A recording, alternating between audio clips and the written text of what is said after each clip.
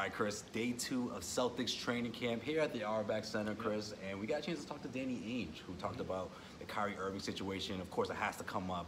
You know, it is training camp, it right? has to, He is going to be a free agent. Even the Jaylen Brown question came up at one point.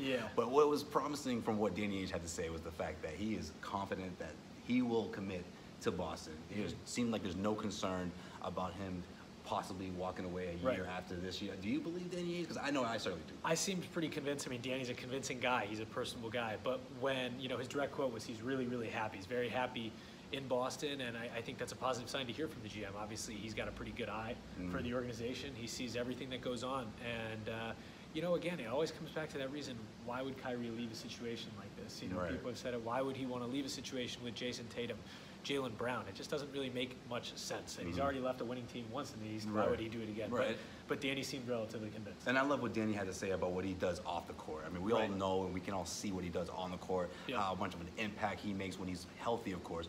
But what is often overlooked is what he does off the court, texting players, you know, being he called him a cheerleader at one point when he had to, of course, sit out throughout the postseason for young guys like Jaylen Brown, Jason Tatum. I think when you look at that aspect of how important KYRIE IRVIng is to this team, on and off the court, I mean, obviously we know it makes it a no-brainer, but clearly KYRIE IRVIng wants to be here, otherwise he wouldn't do those type of things. Right, and Danny noted that. There's a lot of young players still on this team. We saw it last year in the playoffs. They had to ride with those young guys, and during which Danny said he was the team's biggest cheerleader. He was sending text messages to those young guys and being a leader off of the floor even when he wasn't playing. And that's an important thing. This team, people forget, is still extremely young, and they need leaders like him. Obviously, there's other guys like Al Horford, Gordon Hayward, Marcus Morris, but having KYRIE IRVIng be that leader, be that floor general, especially when he's on the floor, that's extremely important. You could tell Danny values that. Absolutely. And Danny also gave us an update on Robert Williams, says that they're going to bring him along slowly. He is still expected to play in the first preseason game Friday night. He didn't scrimmage this afternoon,